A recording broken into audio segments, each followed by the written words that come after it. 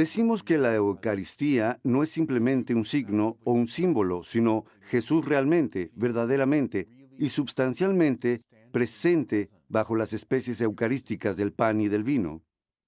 ¿Cómo podemos empezar a explicar esta doctrina que a mucha gente se le puede hacer extraña? Vuelvo al capítulo 6 del Evangelio de Juan, a ese todavía impresionante discurso de Jesús en la sinagoga de Cafarnaúm. Tuve el privilegio, hace un par de años, cuando filmábamos nuestra serie Catolicismo, de dar una pequeña presentación allí.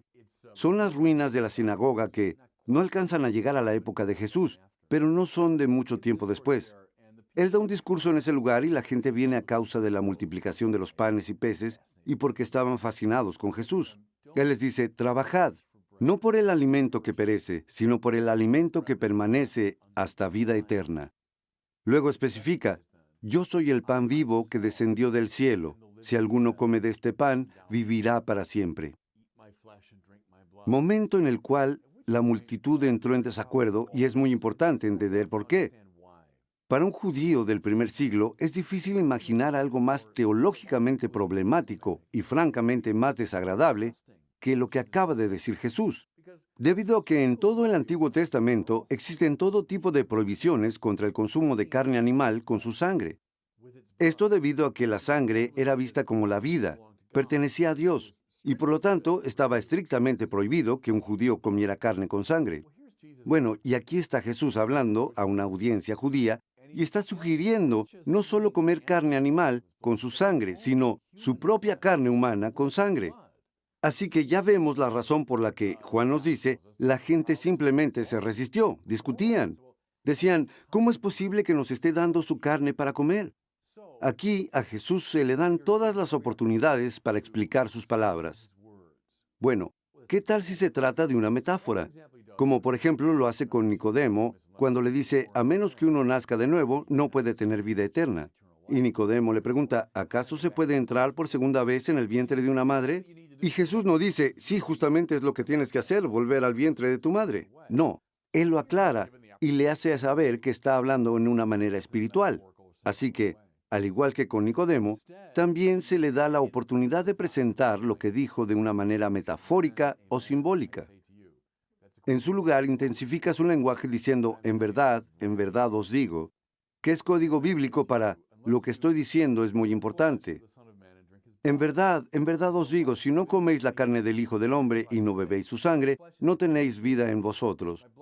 Y se intensifica al decir, porque mi carne es verdadera comida y mi sangre es verdadera bebida.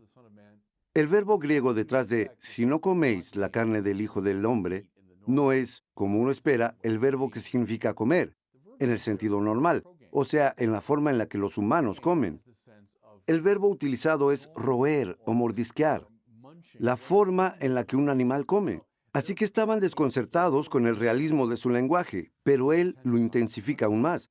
A menos que mordisqueen la carne del Hijo del Hombre y beban su sangre, no tendréis vida en vosotros.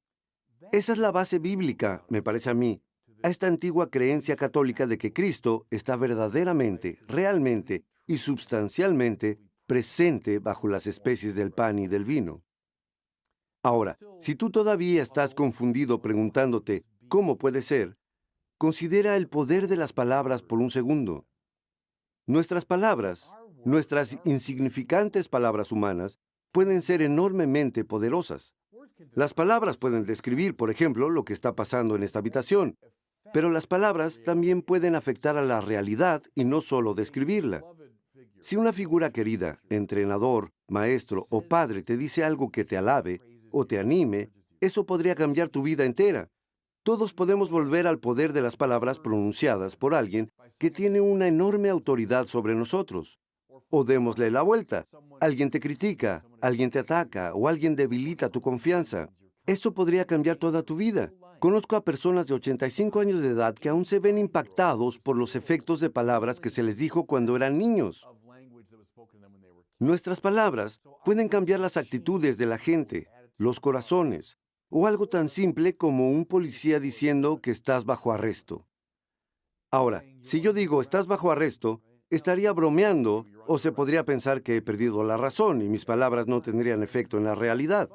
Sin embargo, si un oficial de la ley te dice estás bajo arresto, te guste o no te guste, estarás bajo arresto, porque sus palabras tienen el poder de cambiar la realidad.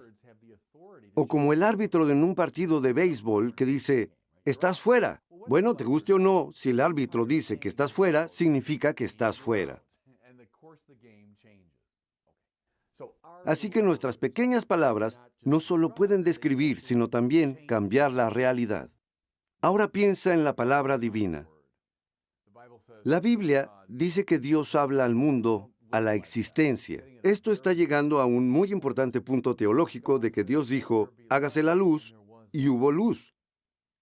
Dios dice, que se produzca la tierra, y así fue. Lo que significa que Dios no se limita simplemente a describir las cosas. Dios hace las cosas por su palabra, por su expresión inteligente. Un paso más. ¿Quién es Jesús? No solo un maestro entre muchos, no solo uno más en una larga línea de profetas.